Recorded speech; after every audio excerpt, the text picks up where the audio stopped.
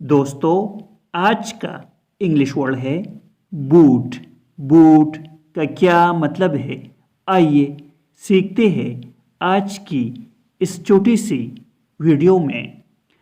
Boot का मतलब है एक किस्म का जूता जो पूरी पाँव और टांग के निचले हिस्से को ढांपता है। For example, stick the boot in. इसका मतलब है बूट को अंदर रखिए।